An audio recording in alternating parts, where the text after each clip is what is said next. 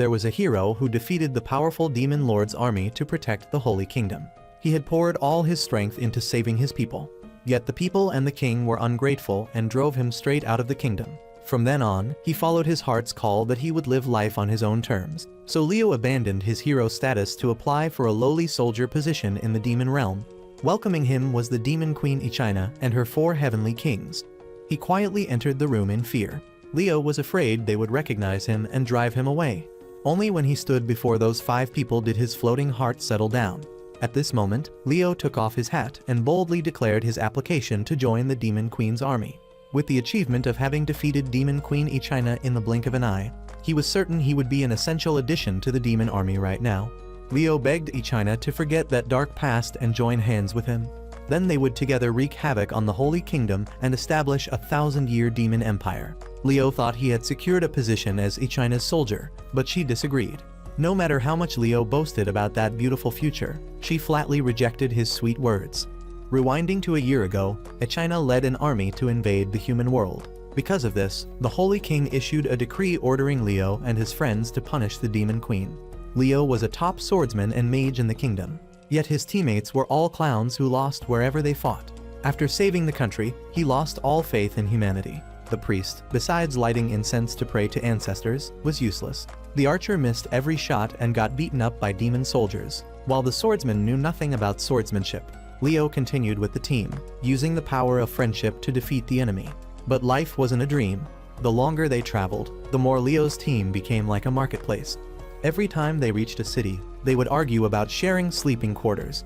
So Leo angrily split from the group and single-handedly defeated both the Demon Queen and her army.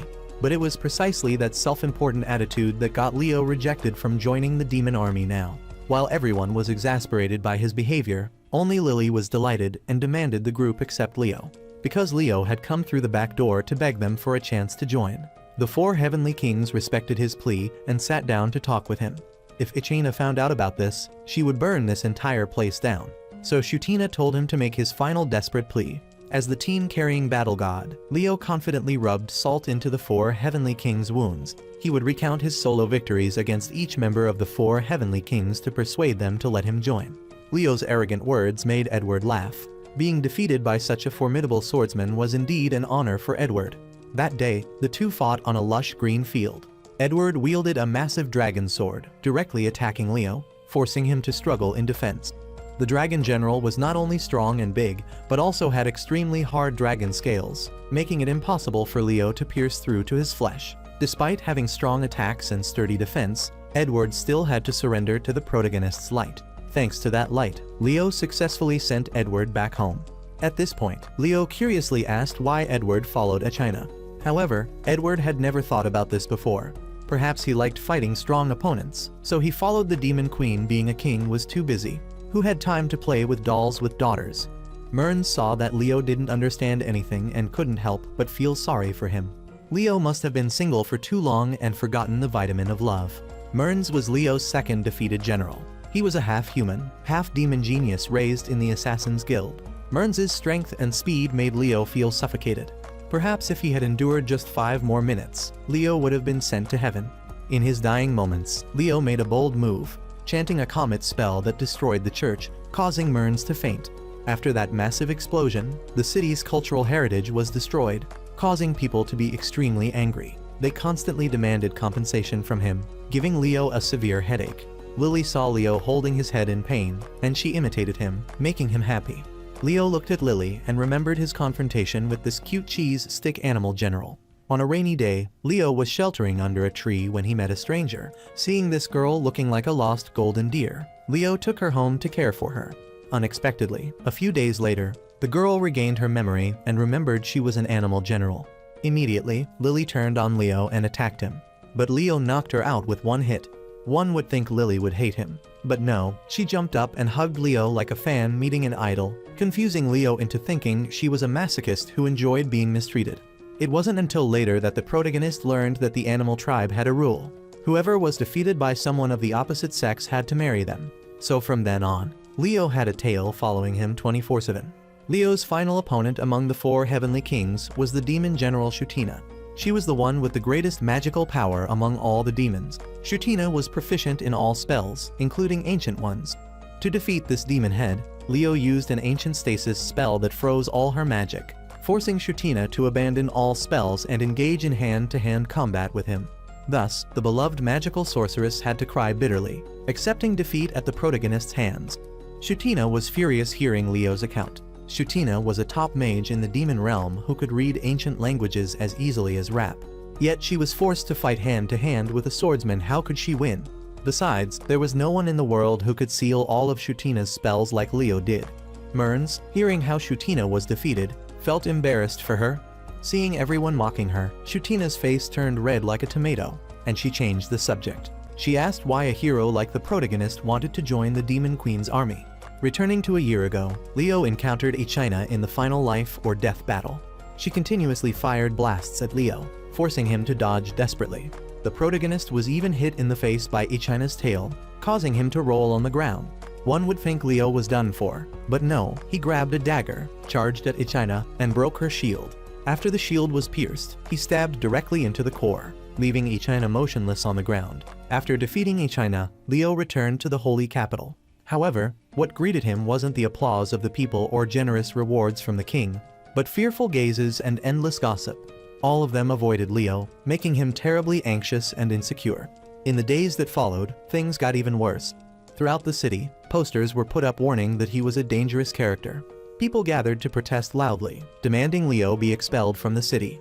Some even hired assassins to kill him. Leo looked at those assassins and could only sneer. He was the one who defeated the Demon Queen. How could these mere assassins defeat him? With that, Leo swept the assassins out of his life with one kick. On a beautiful day, the Holy King summoned him. The king was very grateful because thanks to him, the Holy Kingdom had kept the Sage Stone.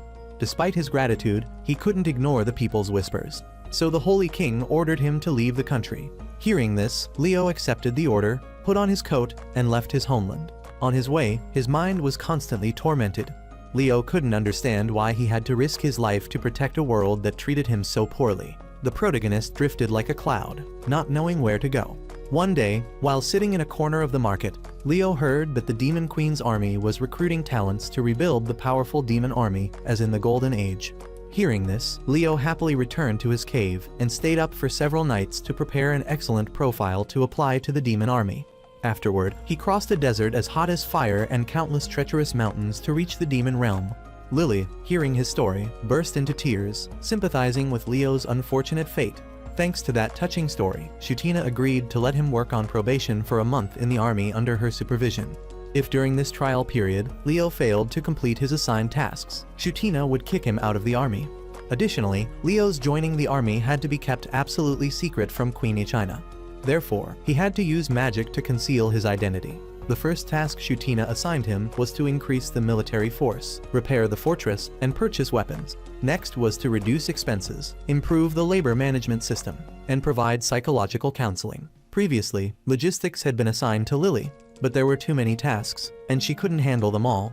Leo was shocked to hear this. It turned out the army was in worse shape than he thought. Hearing him say that, Shutina angrily launched a fireball at him.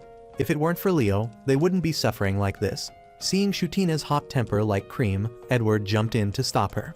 Seeing this, Shutina gave in and stopped attacking him. After negotiations as tense as a guitar string, the four heavenly kings finally agreed to let him work on probation for a month. If Leo completed the mission, they would recommend him to the queen. That night, Leo snuck into Ichina's castle. There was something he had wanted to ask her for a long time.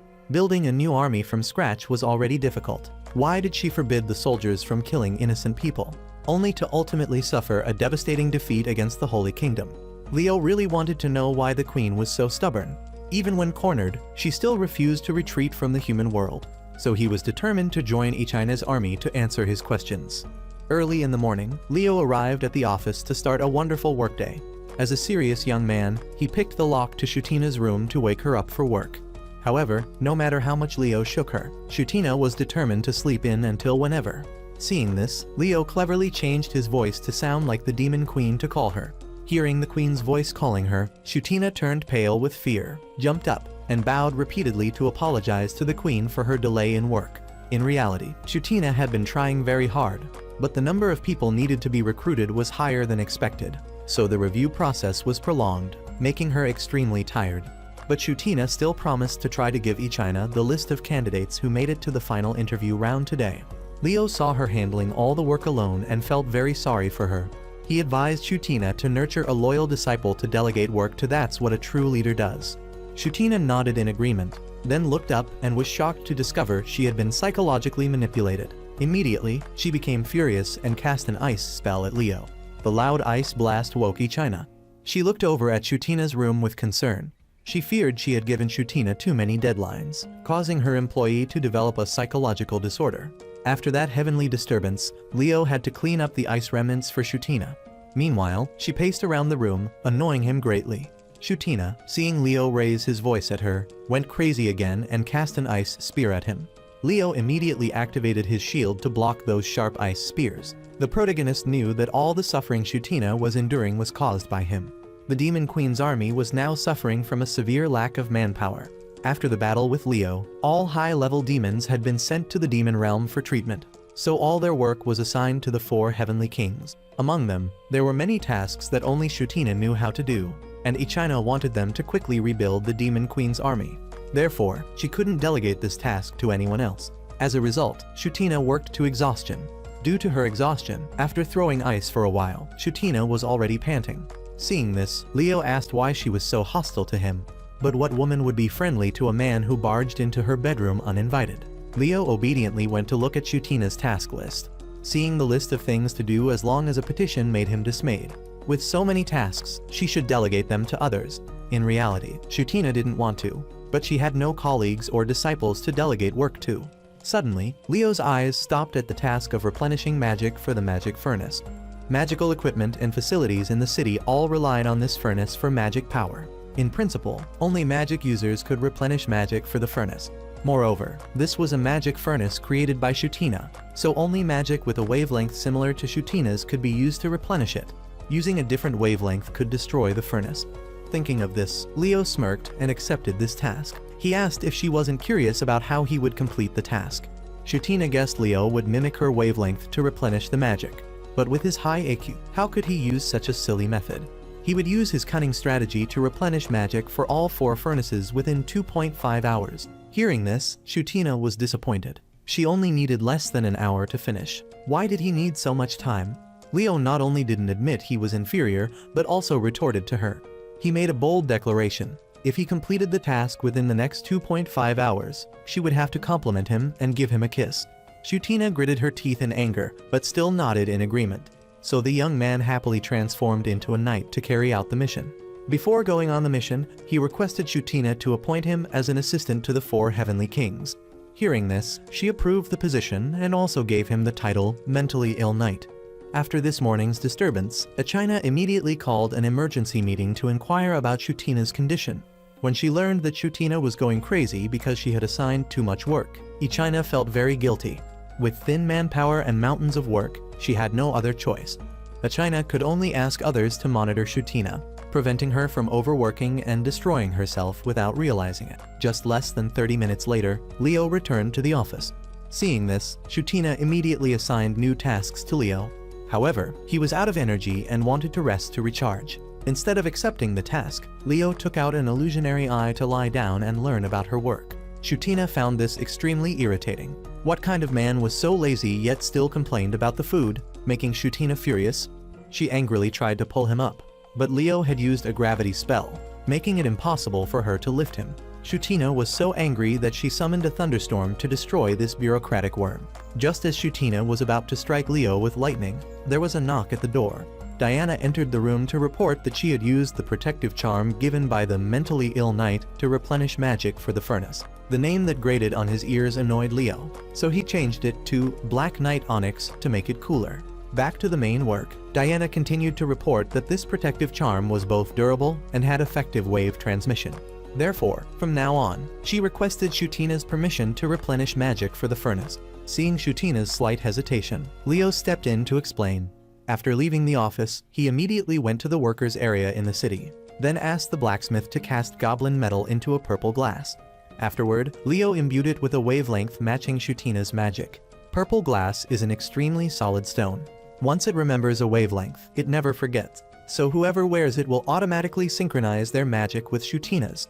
Leo told Diana to find 3 more people with similar magic to take turns charging the furnace. Thanks to this, the magic charging team was established. In fact, Diana had wanted to help the demon general for a long time. She had even offered to help Shutina with her work, but was rejected because her own magic was still weak. However, now thanks to Leo, she could help Shutina replenish magic. So Diana wanted Shutina to allow her to share the burden of work and help her. The demon general was moved to tears. Next time, if there was any work, she would assign it to Diana. After receiving the order, Diana happily skipped in front of the door. Now Shutina was more relaxed. She only needed to listen to Diana's reports. And if there were any problems, she would go to the site to check. In this world, work cannot be done by just one person. Instead of having high-level people struggle alone, let each person do their part. Then the work will be completed quickly. Hearing this, Shutina wondered why Leo didn't tell her about training Diana. Leo casually replied that it was because he knew she was too attentive. If he had let her know, she would have definitely demanded to go see the situation. The demon army consisted of people interviewed and recruited by the 4 heavenly kings, so just trust and delegate work to them. As a superior, the most important thing is to operate the organization smoothly, not to do trivial tasks. Shutina objected to Leo's correction immediately. Did he delegate work to subordinates so they would work hard while he sat back and relaxed? Leo was hurt by Shutina's accusations. Clearly, he was still working and not sitting around doing nothing. While Shutina was working, he had observed and realized that her work efficiency was very poor. So Leo had rearranged the order of priority tasks for her. Now he wanted her to delegate all 7 marked tasks to her subordinates. Hearing this, Shutina worried her subordinates weren't skilled enough to do these tasks. Leo advised her not to worry too much, just teach them. No one is good from the start. At this moment, the map of Lego Sea caught Leo's attention. The seafood there was exquisite, so if they could purchase food supplies there, the demon realm would eat well. Just then, Shutina spoke up to apologize for making things difficult for Leo from the interview until now. Yet he still continued to strive to complete his work. But Leo didn't accept this apology because if she overworked herself and fell ill, the demon army wouldn't be able to develop, and Leo would have nowhere to go. That's why he tried his best. With that, Leo continued to do his work. Just as he reached the door, Leo suddenly remembered something. Before leaving, Shutina had promised Leo that she would compliment and kiss him if he completed the mission. Hearing this, Shutina felt dizzy and launched a spell that made Leo wince in pain. That evening, Shutina summoned Leo back. She had assigned Lily to go to Lego Sea to purchase food supplies, as the food and materials in the city had hit rock bottom. But just looking at Lily's plan, she was completely disappointed. So Shutina had to swallow her pride and ask Leo to go to Lego Sea. Lego was a distant land where the dragon tribe lived in seclusion after being betrayed by humans. About 3,000 years ago, the demon lord Benio attacked the human world.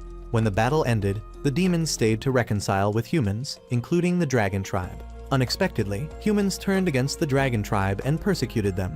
As a result, the dragon tribe had to flee to Lego and harbored an eternal grudge. So when Ichina led her army to invade the Holy Kingdom, the dragon tribe enthusiastically supported her, helping the demon army continue fighting against humans. Lego could be considered the lifeblood of the Demon Queen's army. Shutina wanted Leo to accompany Lily to supervise her on this mission. When Shutina assigned the task to Lily, she had already arranged sufficient manpower. But the mission was always in a state of stagnation. Hearing this, Leo wondered why she didn't assign this task to Edward. He was from the dragon tribe in Lego, so negotiating to purchase supplies would be easier. Shutina knew that very well, but she couldn't let him go. Since Edward was responsible for protecting the fortress, if he left, the place would fall apart. So she sent Leo to supervise Lily and help her mature. Although this babysitting job was quite boring, Leo still accepted it for the sake of his career as a lowly soldier. Knowing this sea trip would take some time, Leo turned to Shutina with a dramatic voice. "Don't feel lonely when I'm gone." Hearing this, Shutina's face turned red, and she shot an ice spear that sent him flying out of the frame. The next day, Leo and Lily went to the mysterious Lego Sea, a place known as the resource-rich paradise on Earth. Now he was enjoying a vacation in this southern land. But Lily had brought an entire team that was wreaking havoc, forcing Leo to chase after them frantically. However, no matter how hard Leo tried, he couldn't stop Lily and her group from causing trouble. Helplessly, he called out to her to stop fooling around and work seriously. But Lily calmly said she was doing this to check who could transport materials the fastest. Not only that, she also cut food supplies and let employees leave work early. No wonder Lily's mission to purchase supplies had been going on for a month without completion. After an exhausting day of babysitting, Leo sat panting under a coconut tree. Seeing Leo tired, Lily cut a coconut and fed him the drink. Though he was happy with her, Leo didn't feel good about the situation. Continuing like this, they wouldn't be able to finish the work. On the island, there wasn't just a teleportation gate, but also a materials storage facility. By utilizing the characteristics of each race, Leo could complete the work in 2 days. While Leo was worrying, Lily was still carefully distributing carrots to everyone. At this moment, a blue goblin noticed Leo. Seeing this, Lily immediately introduced him as her fiancé. Leo quickly covered her mouth after hearing this. Suddenly, Leo noticed a leak in the materials storage facility. He told the goblins to patch it up, but they refused because they needed a document with the boss's signature before the goblin team could do the work. Hearing this, Leo helplessly returned to the camp. Currently, he was just on probation, so he was only a low-level employee without any authority. The islanders began to complain, forcing him to give gifts and apologize to them. Leo feared that if the dragon tribe stopped associating with the demon army, they would be in trouble. Just then, Lily returned to the camp and saw Leo with his head down, looking exhausted. She thought he was sick and anxiously worried about him. Even when she learned Leo had a headache, Lily immediately ran to find medicine for him.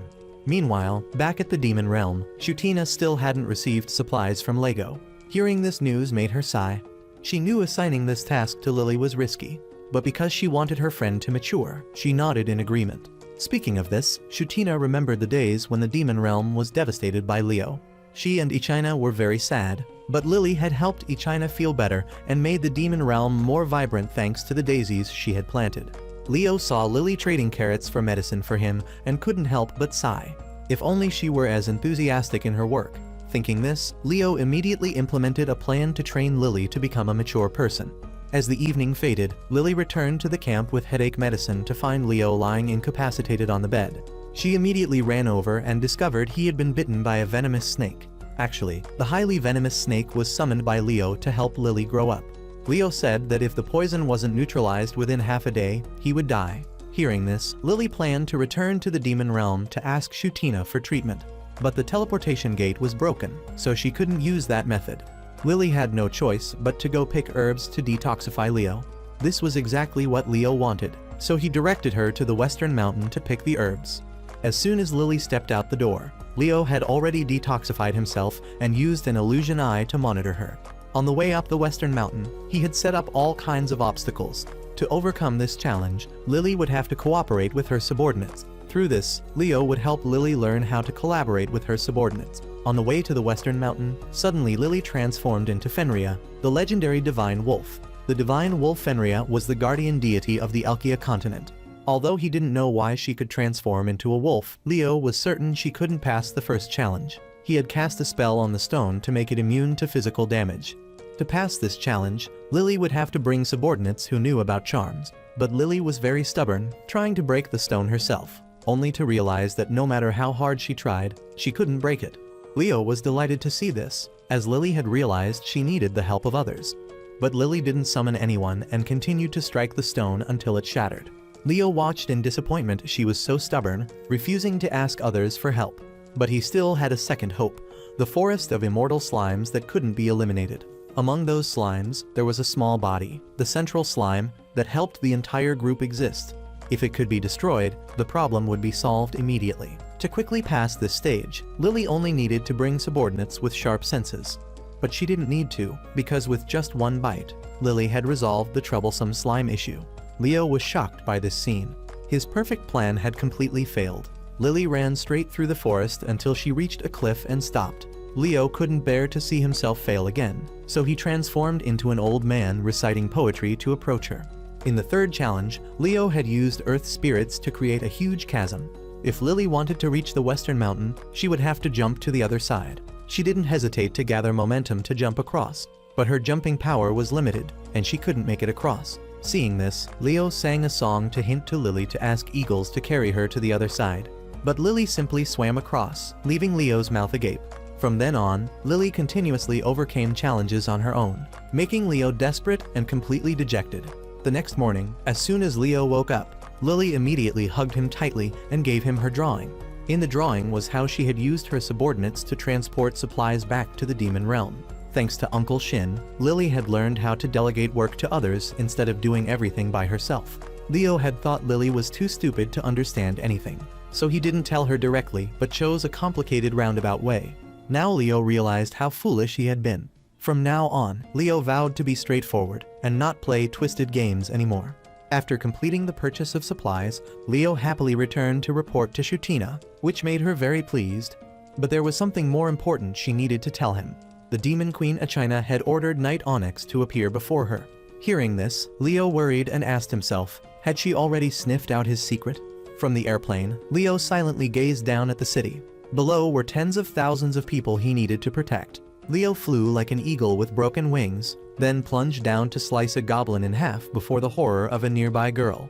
He swung his sword like a fan, and in just a moment, he had eliminated all the goblins before him, but there was no applause or cheers for the hero. Instead, Leo was met with chaotic, fearful gazes. But he didn't care. Protecting people was his reason for living. Leo was born for the safety of humans. If not for that expectation, what would he live for? At this moment, Leo woke up from the nightmare. This morning, when he heard he had to appear before Echina, he had been very worried. Previously, Leo had almost been discovered by Lily that he was Onyx, and if Echina also sniffed it out now, he would be done for. Everything was going smoothly, but suddenly Shutina went and praised him, which was why Echina summoned him for a meeting. Shutina said it like that, and Leo had to accept it. Echina was no ordinary character, she just needed to take out her favorite sword, and she would be no less formidable than Edward. Not only that, but her knowledge of magic was as deep as the sea. Facing such a monster, Leo feared that no matter how well he disguised himself, he would still be discovered. With that, Leo disguised himself as Onyx to appear before Echina. As soon as he entered, Echina stepped forward to welcome him. Her warmth made him feel relieved of a burden. It turned out she had called him over just to treat him to a lavish meal. This meal looked like an exemplary employee drinking socially with the boss. But in reality, Leo just wanted to get out of there as quickly as possible to avoid revealing his identity. At this moment, wanting to see his face, she asked Leo to remove his mask. Seeing him adamantly refusing to show his face, she ran over to remove his mask. Fortunately, Leo had transformed swiftly, so she didn't recognize him. She even complimented him, saying he was as handsome as a prince. Hearing those words, Leo sighed in relief. For him, this was a social gathering with a superior. If his identity was revealed, Leo would be done for. So even with all the delicacies before him, he still couldn't swallow them. He was determined to get out of there as soon as possible at all costs. Suddenly, Leo's eyes were fixed on the wine glass. So without hesitation, Leo quickly poured a full glass of wine for her. When pouring wine, not only could it pause the conversation, but it also made the boss see him as a clever person. But that wasn't his goal. The only thing he wanted right now was to get Echina drunk. But the more Echina drank, the more sober she became. She alone downed 10 bottles of wine and was still excitedly drinking more, leaving Leo speechless. In another development, Shutina was leisurely enjoying black tea when she suddenly thought of Leo. She didn't know if he was okay over there and wanted to run and check. However, if Shutina appeared casually, it would easily alert them. Thinking this, she pulled her hair, wondering what she should do now. Back to Leo, after failing to get her drunk, he had switched to another plan, using cuisine to attack the boss's heart through this Chinese sausage. He spoke up, praising this Chinese sausage as the pinnacle of deliciousness. It not only contained Lego spices, but also finely chopped chili with very eye-catching colors. Hearing this, Echina couldn't help but be delighted with the product from Lego. In the past, food in the demon realm was always scarce, so it was rare to eat something this good.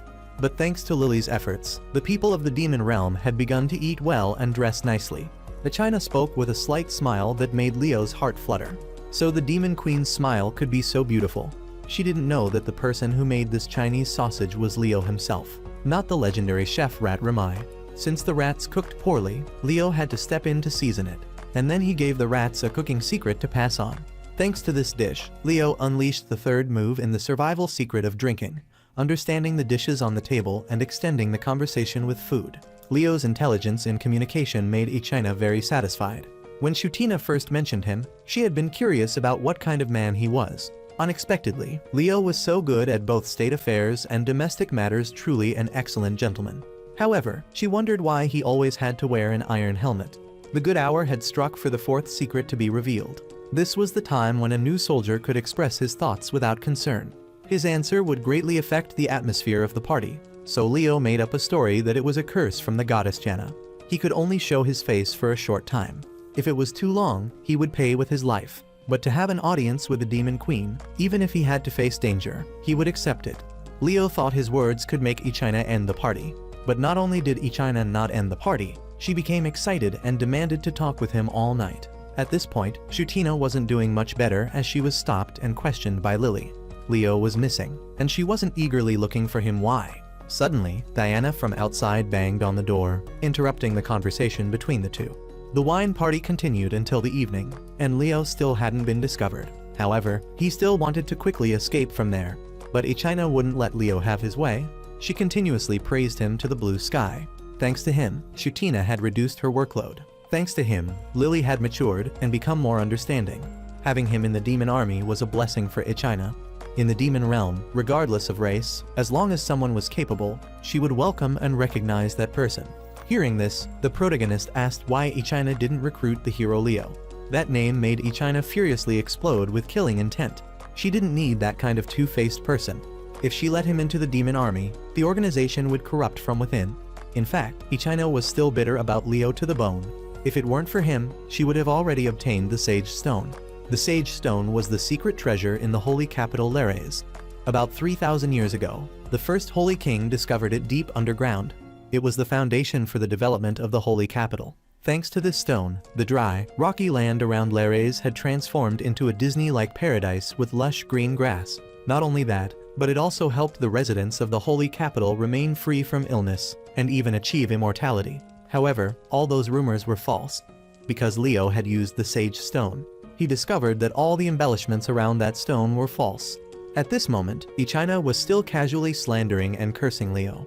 If he hadn't interfered, by now, the demon army would have occupied the central palace of Lares, and the Sage Stone would certainly be in her hands. Now Leo understood why she had been so stubborn about not withdrawing to the demon realm. Because Ichina's goal wasn't to rule, but just to obtain the Sage Stone. And now Leo suddenly understood that what Ichina truly wanted was never to dominate humanity. What she pursued was the Sage Stone, the belief that one day the demon realm would escape from suffering.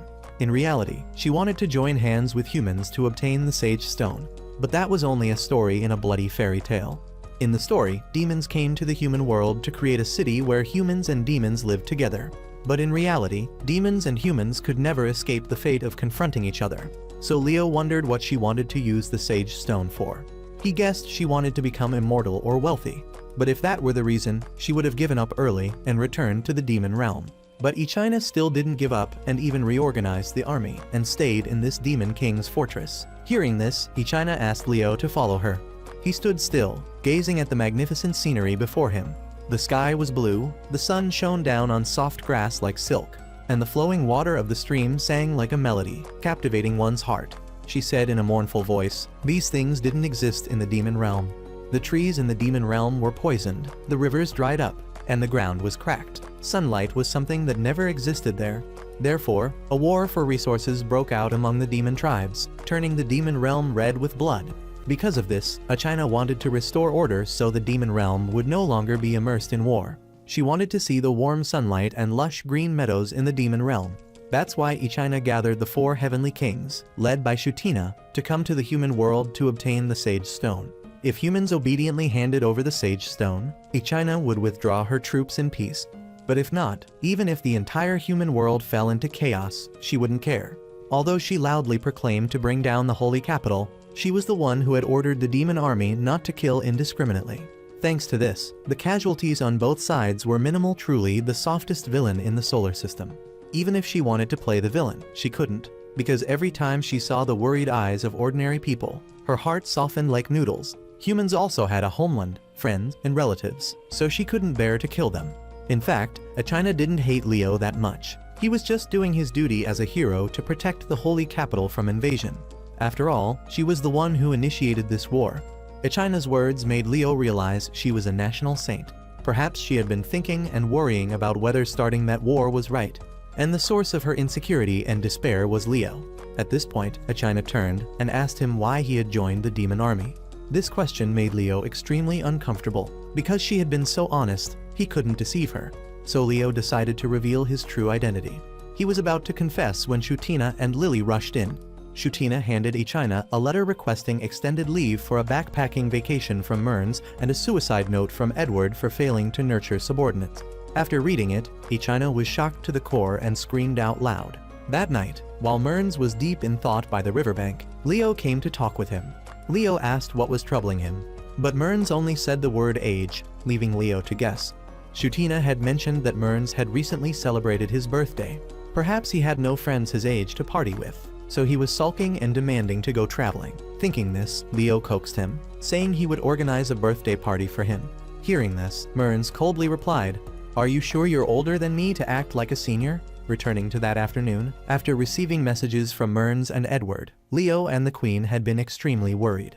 Ichina immediately asked about their whereabouts. According to Shutina, Edward was at the training school, while Mearns had disappeared after writing his letter.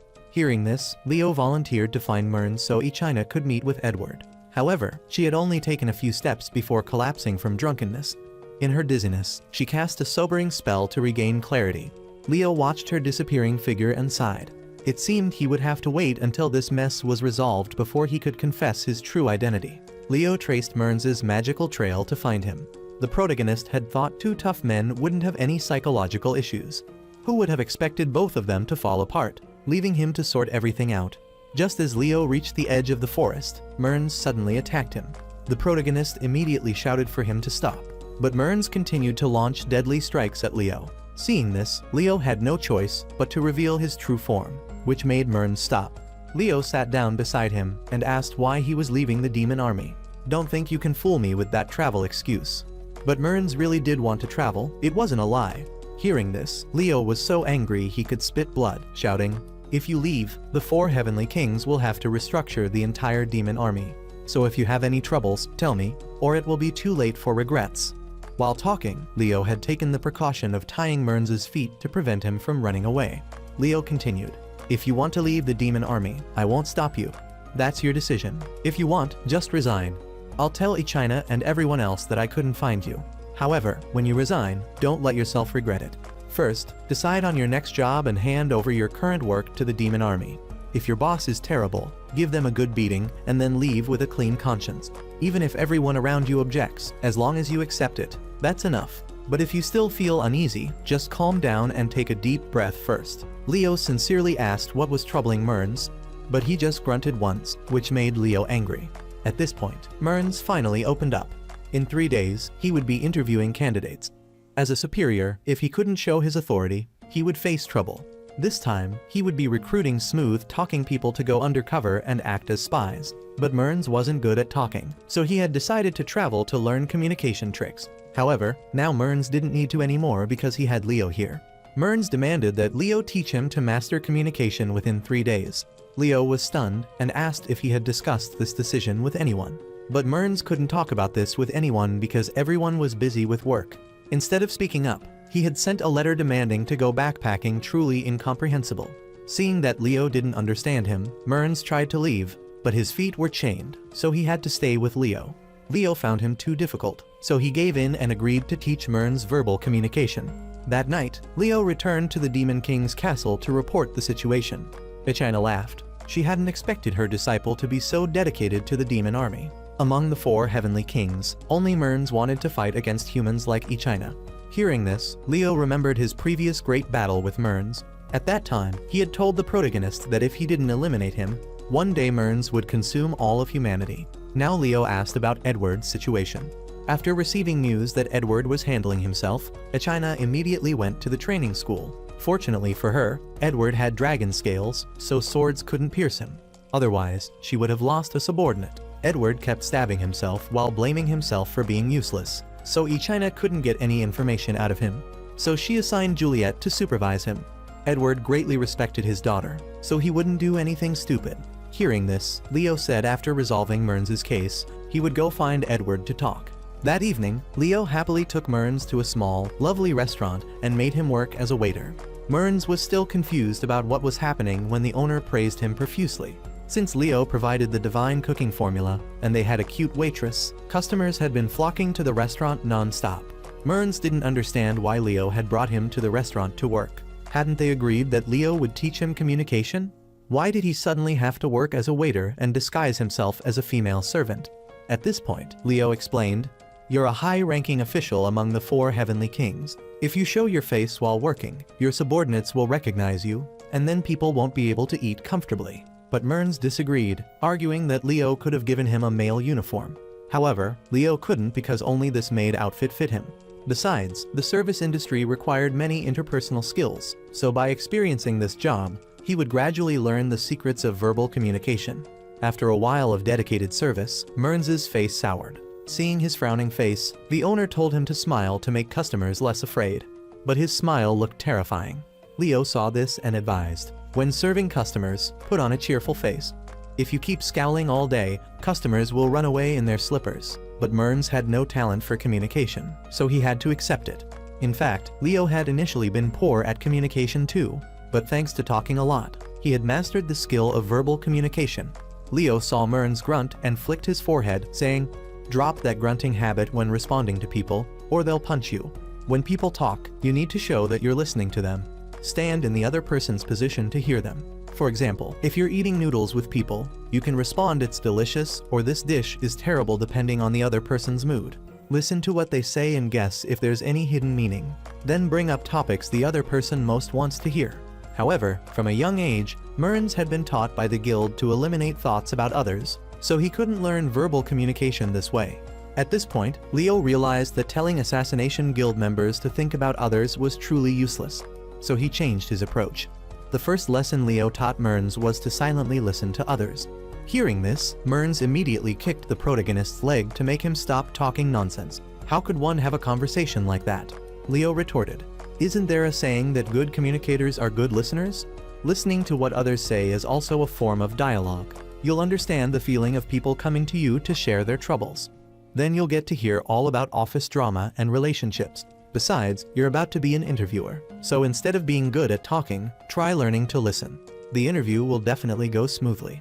Just then, a table called for service, so Mearns quickly ran over. They were newly joined mercenaries, so each one acted superior and looked down on Mearns. Although insulted, Mearns remained professional and provided attentive service. He even observed their outfits to suggest mouth-watering stuffed bell peppers. Immediately, the gray wolf pushed Mearns's hand away and pointed directly at his face, saying, "Little sister, you're the delicacy we want tonight." As soon as he finished speaking, another had already grabbed his peach. The owner saw this injustice and wanted to intervene. Indeed, a crack sounded, accompanied by the gray wolf's howl. His wing had been broken on the spot by Mearns. 2 other wolves, seeing their comrade in danger, prepared to help. But before they could attack, Mearns knocked them to the ground with 2 hits. The remaining 2 were so scared they knelt down and kowtowed to apologize to him. The disciples from the guild, recognizing the familiar fighting style, began to suspect Mearns's identity. Leo could only sigh, noting that next time he would have to teach him more about hiding his identity. After a hard day's work, Leo had many compliments for the guild leader. From someone who didn't care about the world and only responded with grunts, Mearns had now learned to observe people to suggest dishes. Seeing his progress, Mearns sighed in relief. To further improve Mearns's communication skills, Leo took him to a room where he could practice interviewing with him. Mearns would be the interviewer to dialogue with candidate Leo. Leo was eagerly waiting to see what topics Mearns would ask him about. He was excited to expect ordinary questions like reasons for applying to the army or going undercover in enemy territory. Unexpectedly, Mearns coldly asked, "You joined the demon army not to destroy humanity, right?" That question left Leo speechless, not knowing what to do. Hearing it, Leo sighed in relief. He had thought Shutina would be the first to ask him this question. But no, it was Mearns. Mearns was able to ask that question because he had put himself in Leo's position. As an invincible hero, Leo had enough power to handle the entire human world alone. Why would he need to rely on their demon realm? Mearns's words greatly pleased Leo. That he could think for others to this extent meant he had already become a communication expert. So Leo decided to award Mearns a certificate for completing the verbal communication course. But Leo didn't have one, so he temporarily pledged some dining vouchers as a guarantee. But Mearns didn't care about that. He just wanted to know why Leo wasn't eliminating humans. Hearing this, Leo jokingly replied, "I don't know." As soon as he finished speaking, he was hit by Mearns with a brush pen. Mearns didn't understand why Leo didn't hate humans. Clearly, he had been abandoned by them after defeating the demon army. Yet Leo didn't think about destroying them. But Mearns was different. He hated humans to the bone. Born as a half-human, half-demon, Mearns had endured an unfortunate childhood. He not only faced ostracism from those around him, but was also abandoned by his parents and sold into slavery. He had passed through many hands before being taken in by the Assassination Guild. However, even the people in the guild only saw Mearns as a substitute. Fortunately for Mearns, he had innate assassination skills, which helped him survive in the guild. When Queen Ichina wanted to invade the human world, he wholeheartedly supported and followed her. With his help, the demon army easily captured the city without shedding a drop of blood. Mearns thought he would get to witness a world-shaking purge. But no, Ichina declared she wanted peace. She had plans to rebuild the city and remove all bureaucratic pests from the government. The people were so happy they received Ichina's army with tears of joy. Only Mearns was dissatisfied with the queen's actions. He didn't accept it, so he approached Ichina through a special secret passage and asked to join the demon army. After joining, he tried to push the queen to quickly advance and occupy new cities. But the hospitality of the city's residents held Ichina back. That night, everyone had a party to celebrate. Mearns watched everyone celebrate and felt irritated. The queen should have taken the opportunity to advance, not leisurely partying here. Seeing this, Shutina explained that prolonged war reduces soldiers' concentration, so she was taking this opportunity to relax and talk with subordinates to boost morale. Edward also chimed in to praise Ichina. Before joining the army, Edward had thought it was a vicious organization wanting to exterminate humanity, so he had flatly refused her. However, after learning Ichina followed pacifism, he reconsidered and has followed her until now. Seeing everyone following pacifism, Mearns remained silent, not daring to reveal his true purpose. Ichina greatly welcomed Mearns's participation. She hoped that once she obtained the Sage Stone and transformed the demon realm into an ideal land without conflict, Mearns would settle down there with her. But he didn't share their goal, so Mearns left. If Ichina wouldn't destroy humans, he would defeat her and lead the army to send all humans to the afterlife. Afterward, Mearns became one of the 4 heavenly kings, and the demon army successfully occupied human fortresses until they met Leo. After suffering a devastating defeat at Leo's hands, Mearns had begged him to eliminate him. Otherwise, one day he would cause humanity's extinction. Leo saw his despair and advised him to go out and explore the world. But for Mearns, the world wasn't anything special, so there was no reason for him to explore it. Hearing this, Leo said that was just the perspective of an assassin. Go back to Ichina to see scenery you've never seen before. If after that, Mearns still wants to die, Leo will grant his wish. With those words, Leo left, leaving Mearns alone. Mearns couldn't believe that someone so arrogant saying those words didn't want to destroy humans. Leo's actions didn't resemble someone with hatred for humanity at all. Clearly, someone betrayed should feel hatred, so why was he so indifferent? At this point, Leo realized his initial assessments of the 4 heavenly kings were all wrong. He had thought Shutina was a cold, capable big sister, but she turned out to be sluggish. Lily, instead of being a foolish, wild child, was actually a good and serious kid. Now it was Mearns's turn. Leo had thought he was a cold and heartless assassin, but it turned out Mearns was still just a teenager with emotions appropriate for his age. Now he understood why. When hearing his reason for joining, Mearns didn't argue. It was because Mearns empathized with someone rejected by humans like him. Leo saw that he sincerely wanted to hear his story, so he shared. Leo had appeared during the flourishing era of mechanical civilization. At that time, the center of the holy capital was a place called Tokyo. It was a place where people lived in peace. Yet one day, a hole appeared in Tokyo, breaking that peace. Evil demons emerged, attacking humans and destroying cities. They seemed to have grown tired of the dark demon realm. Because they wanted to pursue the warm sun, they came up and caused trouble. Humans could do nothing but take up weapons to fight. However, the results weren't very promising. Humans were much weaker than demons, so it took several people to defeat one demon. Therefore, in conferences, leaders continuously wanted to improve weapon quality. Since only demons could fight demons, humans created a series of biological weapons called Demon H, and Leo was part of that. Leo was born a hero. He didn't know any other way to live because he was programmed with the supreme command to protect humans and save the world. Moreover, Leo was strong and long-lived, so he was the only one who survived until now. After the mechanical civilization was destroyed, the world entered the era of magical civilization. Leo continued to live under the identity of a hero. Whenever a goblin emerged, he would punch it back down. He didn't know if protecting humans and saving the world was right. but he could never abandon his duty to protect the world. This time, when Leo was rejected by the world, he only felt heartache and a bit of loneliness. Not only that, Leo didn't feel regret but felt very happy because he had a good opportunity to abandon his hero identity, to do what he wanted to do. That was to be himself and to look at all the scenery he had never seen before. Now, Leo would take the goal of helping the Demon King's army as the glory for his second life. Fortunately for him, this time Echina didn't return to the demon realm like her father, Demon King Secrius. Leo's words confused Mearns so much that he asked him to stop. At this point, Leo realized he had said too much. It turned out that all along, he had hoped someone would listen to his story. He just hadn't expected that person to be Mearns. Mearns was shocked. Demon King Secrius had attacked humans hundreds of years ago. How could Leo have met him? At this point, Leo revealed that he was the mysterious sage who saved the world.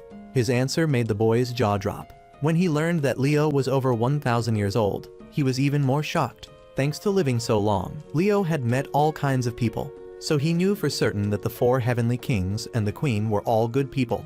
Therefore, he voluntarily dedicated himself to helping them and bringing the sage stone to help the demon realm be happy. At this point, Mearns was so confused he face planted onto the sofa, groaning. But Leo didn't want to explain clearly now, so he planned to tell him another day. Initially, Leo hadn't intended to say so much. But because Mearns seriously listened to what he said, Leo hadn't hesitated to pour out his heart. Mearns might not be good at speaking, but he had an important weapon in communication, the sincerity to listen to others' stories. As long as Mearns continued to maintain that sincerity and seriousness, he would definitely succeed as an interviewer. Praised by Leo, Mearns buried his face in the pillow and fell asleep to avoid his kindness. Seeing this, Leo turned off the lights to let Mearns sleep. The next morning, Juliet came to see Leo to find a way to resolve Edward's retirement issue. She was going crazy because her father kept imposing his own standards on others. Seeing her agitation, Leo asked her to sit down and have a cup of tea to calm down. At this point, Juliet calmly recounted how on a gloomy, cloudy day, Edward had led his troops to Solo against the lion. Those insignificant soldiers had failed miserably against the lion's claws. Edward, being a general, couldn't bear this humiliation, so he requested to resign and retire. Leo thought this old man was foolish. Even if Edward sacrificed himself, his subordinates wouldn't become stronger. They were just mixed troops who had joined the army after the war. How could they fight an S-class monster like the lion-headed beast? Leo didn't understand why Edward would take new recruits to fight an S-class monster like that. Edward always required others to be as strong as himself. So when new recruits couldn't defeat the lion monster, he believed it was because they weren't trying hard enough. This case was quite difficult for Leo. Most people who said such things were very strong. To them, the strength they achieved was the result of their own efforts. But in reality, that wasn't the case. Some were born with invincible power from heaven, and intelligent people perhaps had access to advanced education from a young age. A naturally gifted person couldn't recognize their innate talent. Therefore, they thought what they could do, others could do too, which is why skilled people couldn't be good teachers for this very reason. When wanting others to become stronger, people often thought about how to make themselves stronger and forced others to try the exact same method. When their disciples couldn't do it, they should reduce the difficulty and adjust the content. But skilled people didn't do that. Instead, they immediately concluded that others failed because they didn't try hard enough. Edward himself was also someone who tried extremely hard. He thought he was defeated by Leo because he hadn't tried hard enough, so he trained day and night in hopes of regaining his former glory. Therefore, he had unconsciously applied this strict standard to his soldiers. However, this time Edward had made a serious mistake. His training regimen had exhausted the soldiers. Some even fainted. If this situation continued, the army would disintegrate, so Juliet begged Leo to find a way to help her.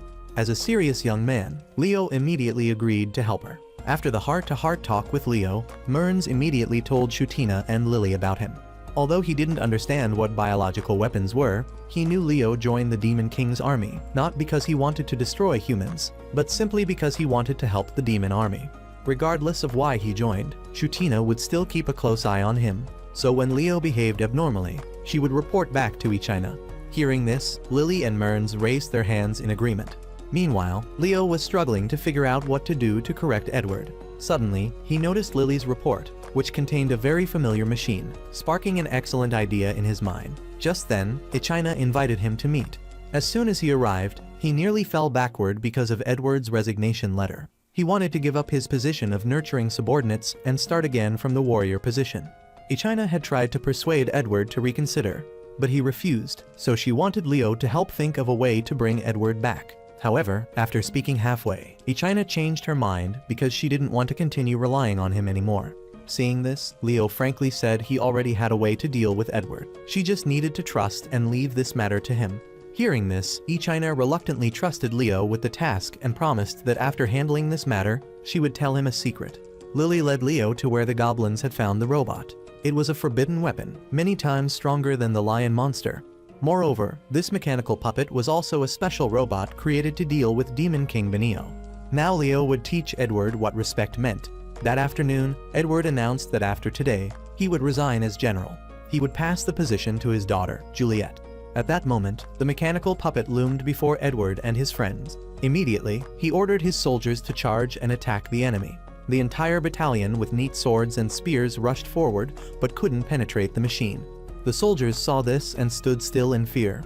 Seeing this, Edward shouted, "Why are you standing still in front of the enemy? Are you still soldiers of the Demon King? Even if all your weapons are broken, you must do something to deceive the enemy." At that moment, the machine stopped and emitted an extremely powerful reflection beam. Immediately, Leo used a shield to save the battalion's lives. He discovered that its armor had melted, indicating its safety device was broken. The battalion, seeing the puppet was too strong, panicked and scattered, leaving only Edward to fight the robot. Although the enemy was very strong, Edward was extremely excited to fight it. He bravely drew his sword and charged straight toward the robot. Immediately, the machine drew its laser sword and slashed at Edward. Seeing this, Leo shouted, "Duck!" saving him. He explained that what had cut Edward was a laser sword. If he was stabbed by that, his dragon scales would be burned.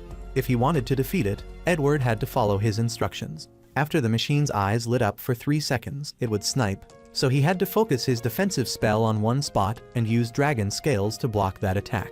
Leo had just finished speaking when Edward immediately took a laser to the shoulder. After that slash, the machine opened a shock wave to continue playing with Edward. Immediately, Leo came to his side and reminded him. That knife was very sharp, but had low durability, so use a horizontal slash to destroy it. Edward was confused and almost got his head cut off horizontally. Leo asked why he didn't know the basic knowledge to fight robots. But this was Edward's first time encountering them, so how could he know? To Leo, it was common knowledge, but to him, it was the first time he had heard of it. Following Leo's instructions, he charged forward with a horizontal slash and successfully broke its sword. At this moment, Leo signaled for Juliet to join the battle. Seeing this, Edward told his daughter to retreat so he and Leo could fight. Hearing this, Juliet revealed the robot's weakness was on the right abdomen. The right abdomen was the common junction point of the main circuits. If slashed directly there, it would be game over. Guided by his daughter and Leo, Edward immediately slashed the machine's abdomen and successfully defeated it. Leo thought he had concluded the lesson, but unexpectedly, the machine emitted an abnormal signal. Immediately, he summoned the Divine Eye to the mine to check the situation. As Leo had predicted, 3 mechanical puppets had been awakened. Playing with one was already difficult. How could he handle 3?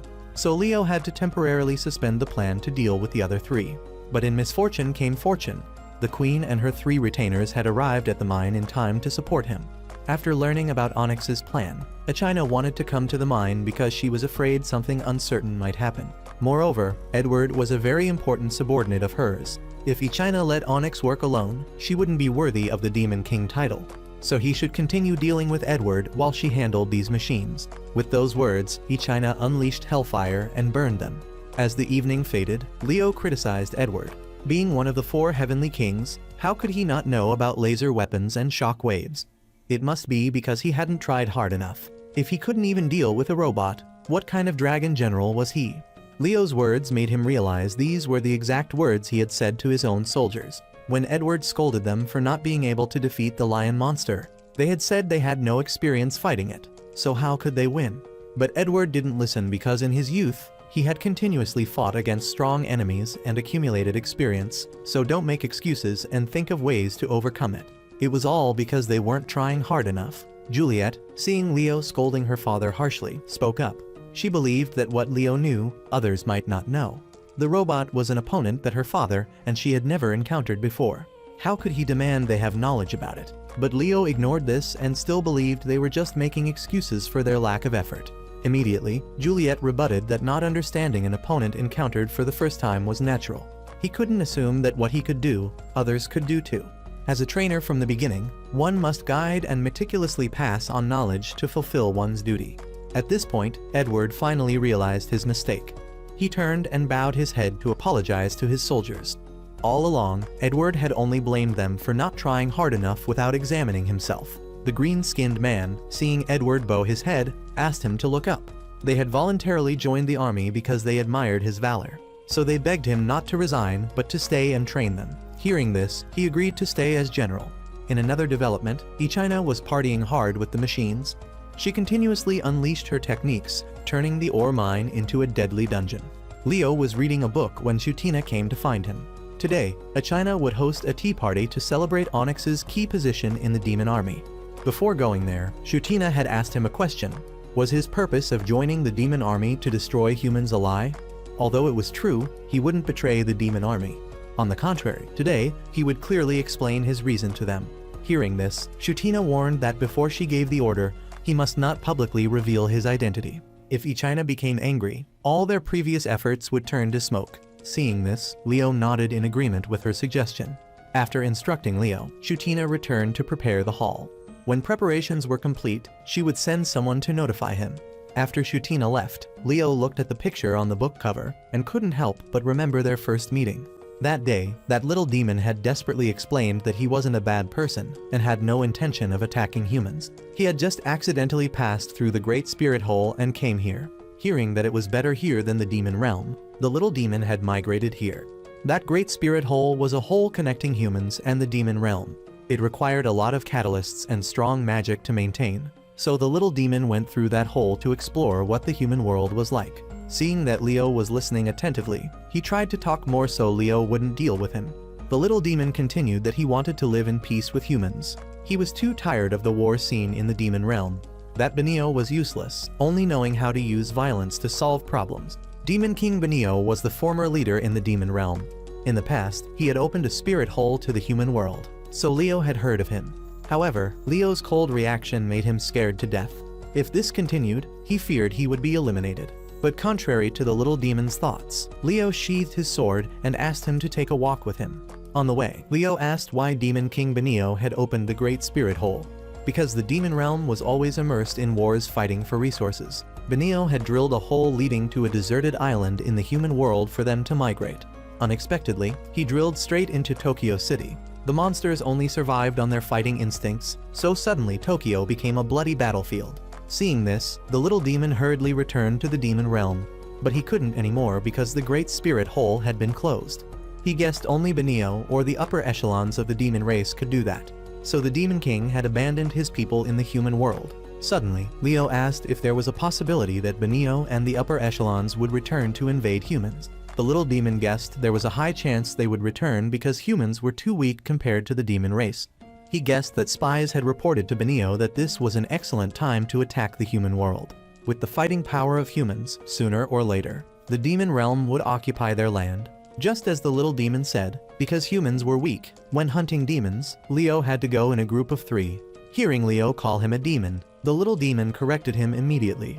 Demon was only used to call those upper echelons with extreme fighting power in the demon realm. He was just a weak lower class being for the rulers to trample on. That's why the little demon wanted to escape to the human world. Now he regretted it. The human world didn't have blue skies and white clouds. Everywhere was gloomy, dark, and foggy like this, so why did he come here? The information provided by the little demon was very valuable to Leo, so he decided not to deal with him anymore. Instead, he would take him to the gathering point of the army that captured prisoners. But the little demon wanted to return to the demon realm more. However, the gathering point of the army that received prisoners was nearby. So Leo wanted to take him there, so the little demon had to accept to preserve his life first. Suddenly, the little demon asked what his name was. Hearing this, Leo was stunned and smiled at the little demon. Until now, no one had asked for his name. This surprised him. All creatures born have names. How could he not have one? A name is living proof that one has existed in the world. Even if the flesh rots, as long as someone remembers the name, one will live forever. The little demon saw him become friendlier and cried with joy. There was a possibility he would keep his head, so he continued talking to distract him. The little demon introduced himself as a Brad, a proud member of the little demon tribe in the shadows. Hearing this, the protagonist also introduced himself as a biochemical weapon against demons, weapon number 5 in the demon weapon group code named Leo. In those days, demons suddenly appeared in Tokyo, so humans researched and created 12 biochemical weapons to defeat them. He and his teammates were the ultimate weapons created based on demon power. They used that power together to protect humans. A Brad listened and thought he was pitiful. Immediately, Leo asked why he felt that way. Simply because he was born to protect humans. After this war ended, Leo would become unemployed. He was someone who was born taking the protection of humans as the meaning of his existence. So when the war ended, Leo would lose his reason for living. At that time, he would question whether he was being abandoned by this world. Leo's mind would be tormented and gradually become a big void. Humans have lifespan as salvation. Whether happy or suffering, we all die equally. But even if Leo lost the meaning of his existence to protect humans, or was abandoned despite always helping humans, Leo would still have to continue living. However, as long as there was war somewhere, he would be useful again. But that gained meaning would disappear again. This would cause his mind to never have a day of peace. That was why Brad said he was pitiful. Just as he said. Later, when Leo matured and gained a human personality, when the war with demons ended and peace was restored, the world had no place for him to utilize his abilities. Someone who was once a hero saving the world now hoped the world would be immersed in war. But he was the weakest among the weapons, so Leo thought he would die before gaining a human personality. Brad was shocked to hear this. There were weapons stronger than him. Well, since Leo said so, he would wish for him to be buried before becoming invincible. A few minutes later, the prisoner reception vehicle came to pick up Brad. At this moment, Brad had accepted that he would stay in the human world for life, so he would create a world where humans and demons could live together in peace. Therefore, Brad told Leo to remember his name because one day he would be the bridge between demons and humans. At this moment, Leo's teammates came to take him away. In the final moments, Brad told him one thing: absolutely do not force himself. If he felt suffering, he should cast everything aside and run away, find something else to do, and live the life he wanted. Don't be bound by the thought of having to protect others. If one day humans no longer needed his protection, he must seize the opportunity to find another meaning for his existence and live happily. Those words, in the end, Leo didn't quite understand, but he knew if one day he suffered in life, then Leo would go do what he wanted to do. Now he had understood the profound words of Brad. From now on, Leo would live according to his own wishes. He would reveal his identity and the reason he joined the army to the 4 heavenly kings and the demon king. In the Queen's chamber, Ichina decided to appoint Onyx as the 5th heavenly king. Although he was new, he was a trustworthy person. In her eyes, Onyx was someone who could become a bridge between humans and the demon realm. He would certainly help her obtain the Sage Stone. Ichina was preparing to announce the royal decree when a subordinate reported that the Great Spirit Hole had suddenly closed. Hearing this, she and the 4 heavenly kings went there to channel their power to keep the gate open. With this dire situation, perhaps within 7 days, the Great Spirit Hole would close, and they would not be able to return to the demon realm. Once it closed, it might take several thousand years before they could open the gate to the surface again. During that time, the demon realm would fall into chaos, so in the next 7 days, they had to figure out how to handle this problem. However, they only had 2 choices. One was to return to the demon realm before the gate closed. The Demon King's army was mostly composed of people from the demon realm. But Shutina and Ichina couldn't take them back to the demon realm, so they would have to disband the army first. However, no one wanted to disband the army, so they had a second option. Immediately lead the army to attack the holy capital Lares. But they couldn't because their fighting power was much weaker than before. Not to mention Leo was still there protecting humans. He was someone Ichina would lose to even if she used her full power. If the queen rushed into battle this time, she would certainly lose.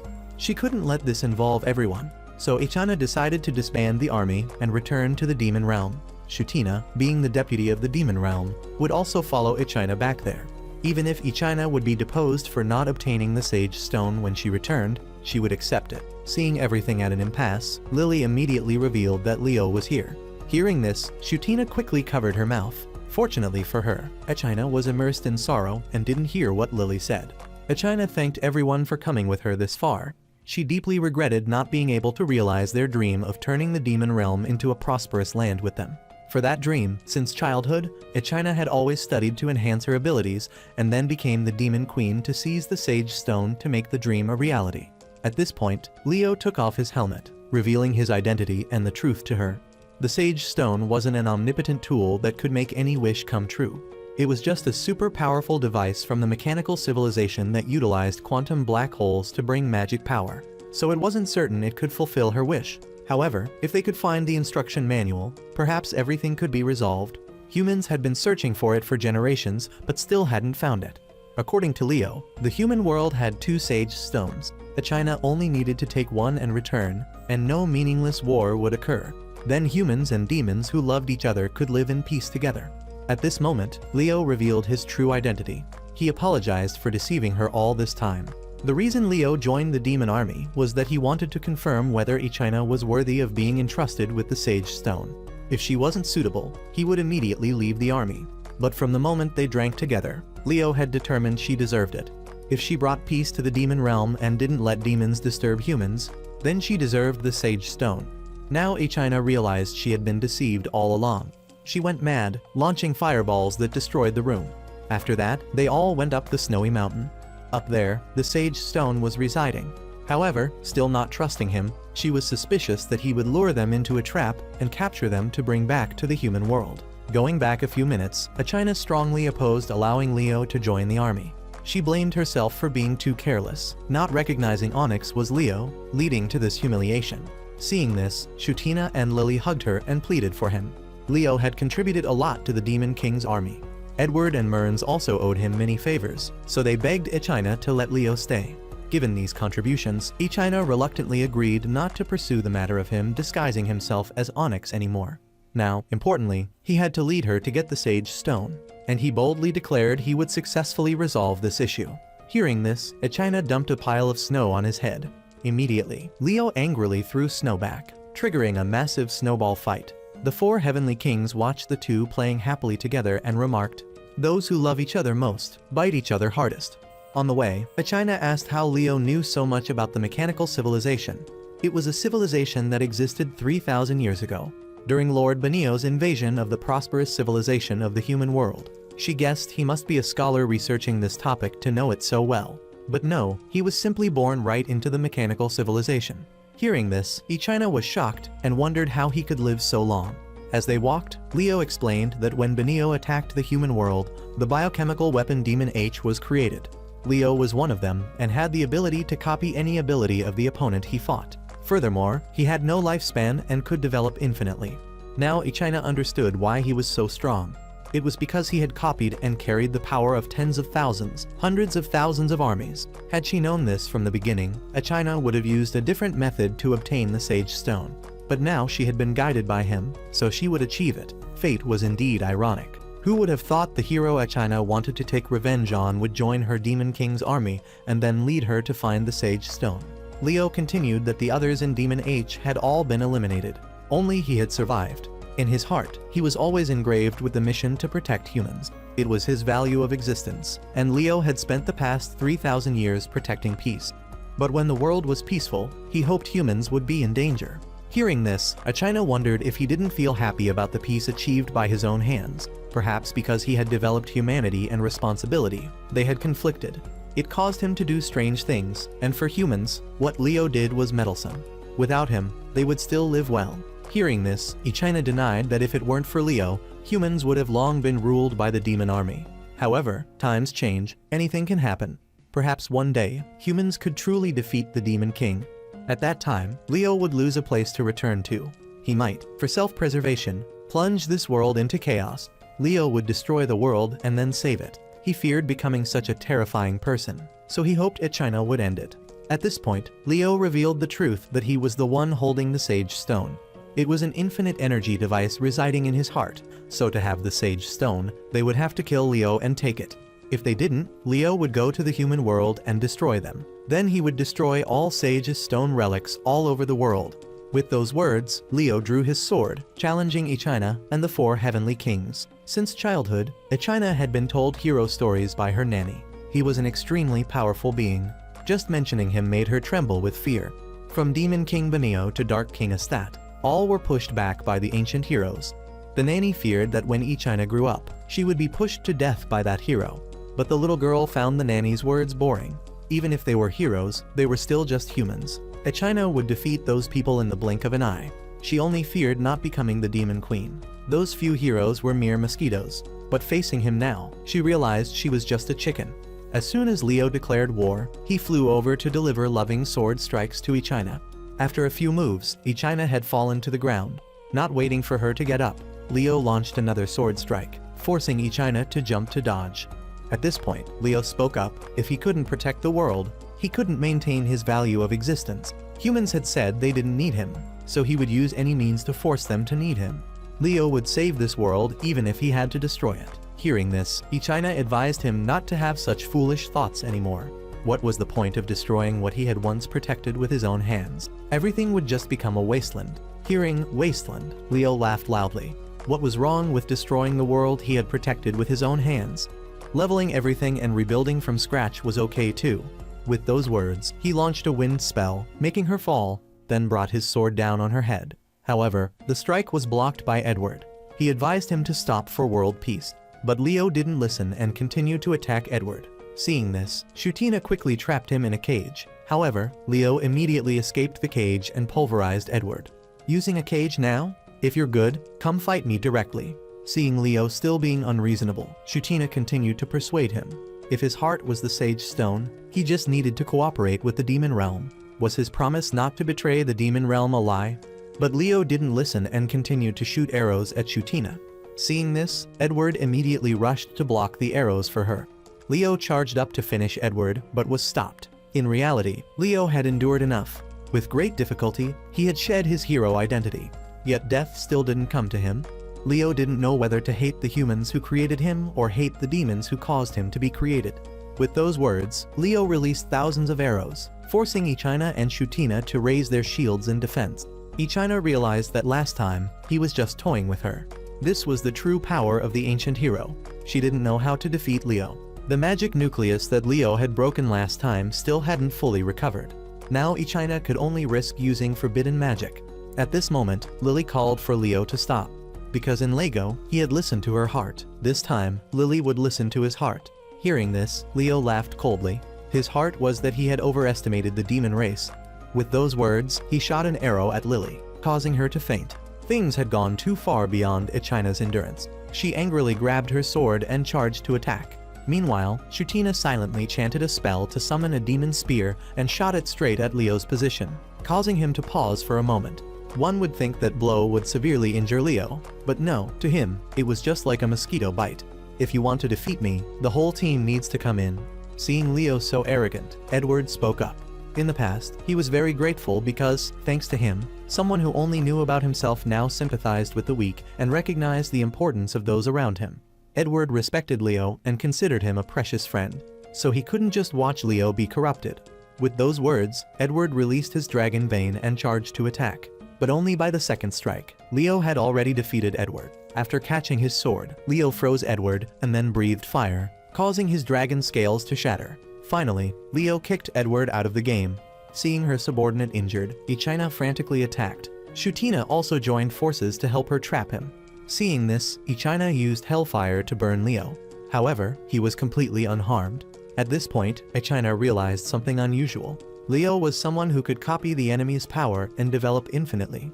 If Leo relied on fighting to increase his self-defense, the more he was attacked, the stronger he would become.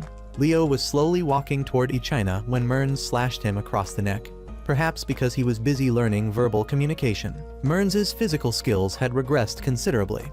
Both sides continued to clash. Leo still had the upper hand over the Demon Queen. Mearns rushed toward Leo and asked which side he was on, whether he wanted to go to hell or kill people. Leo wanted both. If someone could kill him, that would be great.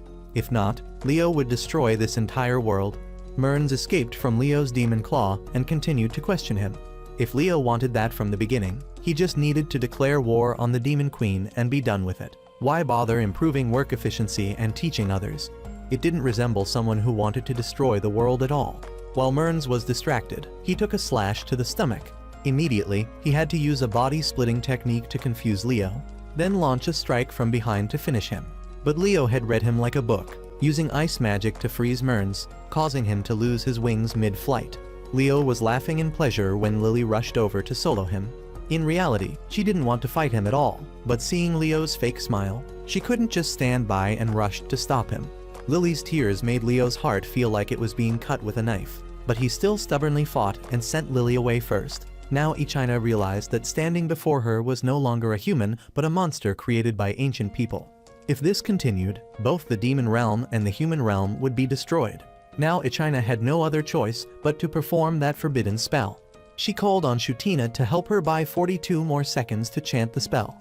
Perhaps this would be the first and last opportunity she would have to use it. When Ichina inherited the Demon Queen position, her father had passed down a secret technique to her. Initially, Ichina was stubborn and refused to absorb her father's knowledge. In reality, Sirius didn't want to tell Ichina about this, but it was a spell that Demon Kings had passed down from generation to defeat heroes. Because Demon Kings greatly feared the hero's power, Demon King Astat had invented a spell specifically to deal with them. However, its practicality was very low, and it required a heavy price, so no Demon King had ever used it. Hearing this, Ichina immediately dismissed it. She was confident that she could defeat a hero without using forbidden magic. But now she had to slap herself as she had to use this secret technique. At this moment, Shutina used all the secret techniques she had to block Leo's path. She realized he was the worst liar on earth. Clearly, he could have dealt with Edward, but he only kicked him unconscious. Mearns had only spoken halfway when he interrupted him. Clearly, Leo didn't want to destroy the world. The person he hated and wanted to destroy was himself. Shutina knew Leo feared that one day, he would destroy the world in order to save it. But Leo didn't care. He continued to burn Shutina, causing her hair to be in disarray. Although beaten badly, Shutina continued to speak. She knew he was deliberately playing the villain, wanting to force them to defeat him while he still had his sanity and then hand over the Sage Stone to them, to prepare for the opening of a peaceful era between the human realm and the demon realm. But Leo, like a harp playing to an ox's ear, didn't bother to listen to Shutina and punched her in the stomach, sending her flying. Leo was about to finish Shutina when a beam of light from Ichina attracted his attention. Her spell was a special one that could use all magic power to temporarily seal the hero's power. With those words, Ichina shot the anti-hero binding spell directly at Leo. From birth, Leo had been indoctrinated with a mission to protect humans, and he was absolutely loyal to that mission. Initially, everything was wonderful. Leo still fought alongside his teammates and displayed all his skills to eliminate enemies. When the world was at peace, he naively thought he was happy when humans were safe. But as the long days of peace passed, he lost the meaning of his existence. Suddenly, war broke out again, and Leo once more carried his sword into battle against the demon army. The war zone had become a contested area between humans and demons. At that time, Leo realized that only fighting made him feel alive. Just like that, 1,000 years passed in the blink of an eye. He flew back and forth everywhere to fulfill his mission of protecting the world. Leo was a super developed machine. Whenever he encountered any technique, he would accumulate it into his body. Thus, Leo became invincible, the ideal model of all ancient scientists. Peace was once again restored. Normally, Leo should have been happy, but he felt no joy at all. Instead, Leo craved to see this world in danger. Leo hoped people would again be desperate and need him as when he was created. Leo prayed for the world to be in danger so he could rescue them. He feared that if he couldn't save the world, he would lose himself. This thought of Leo's grew increasingly intense, driving him mad. Suddenly, a dangerous idea appeared in his mind. He just needed to create it himself. Thinking and doing, Leo ran straight to the laboratory to create a series of biological weapons. He restored all the machines to regenerate all the ancient heroes. Leo called on them to rise to destroy the human realm so he could save the world. Some time later, Leo received news that the demon race was attacking the human realm.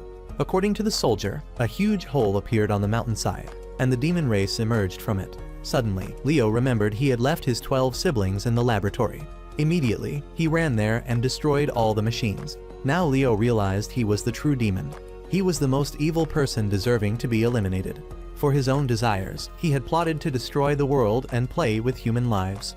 Not long after, Leo received the king's order to save the world, so Leo once again took up his sword to fight demons. But this time, he wasn't fighting to save the world anymore, but to abandon his hero identity and defeat the villain.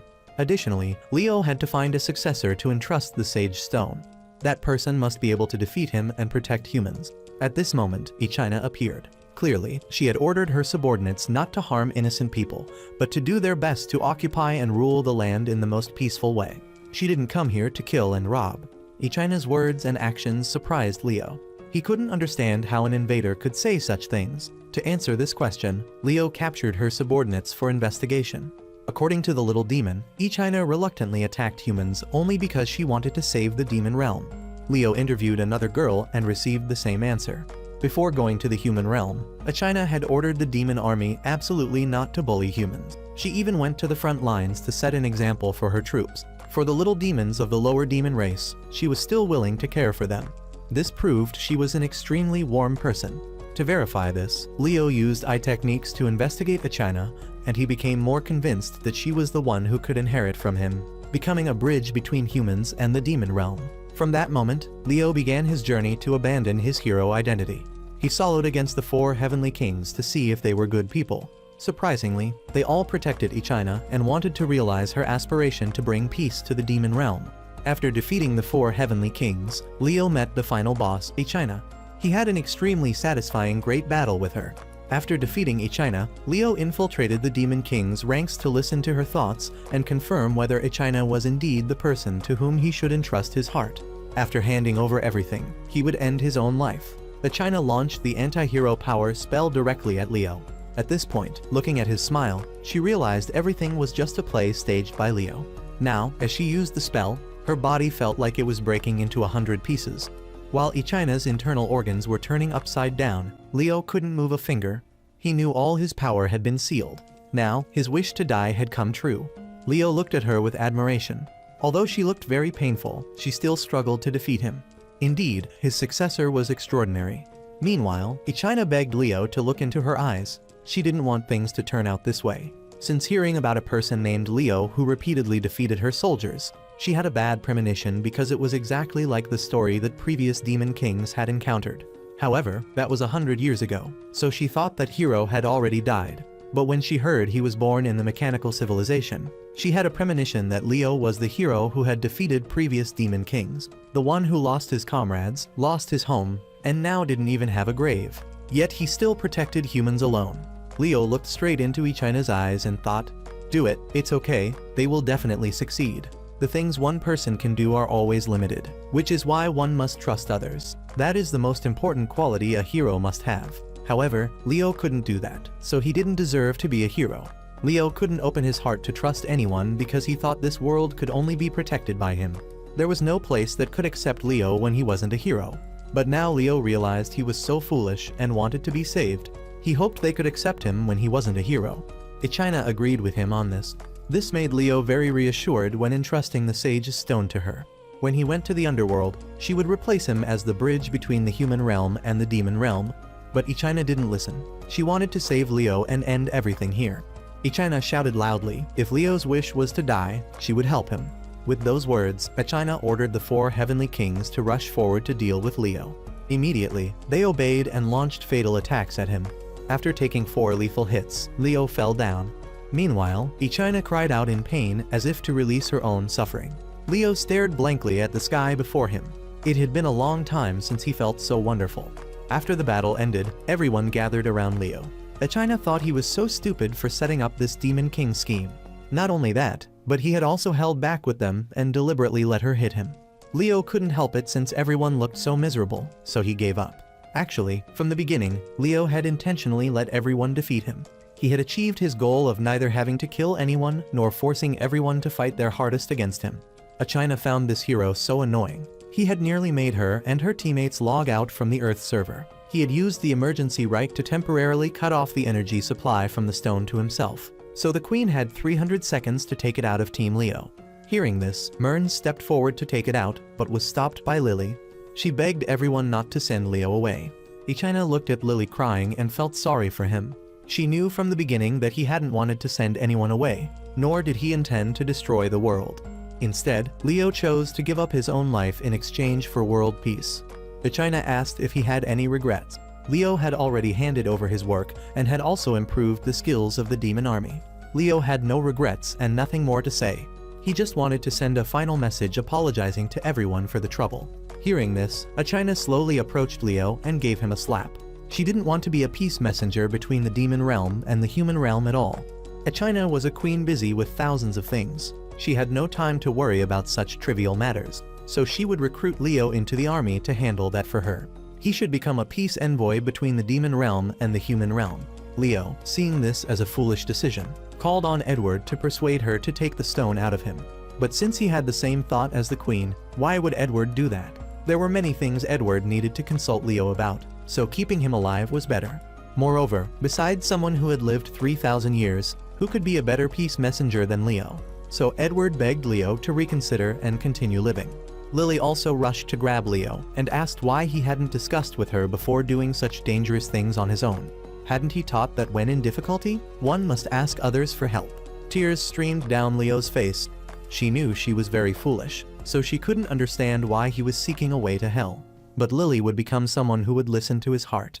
At this point, Leo's only ray of hope was Mern's. He hoped the boy wouldn't let emotions dictate his actions and do something stupid. In response to this hope, Mern's kicked Leo painfully. Leo shouldn't think he was still a chicken like before.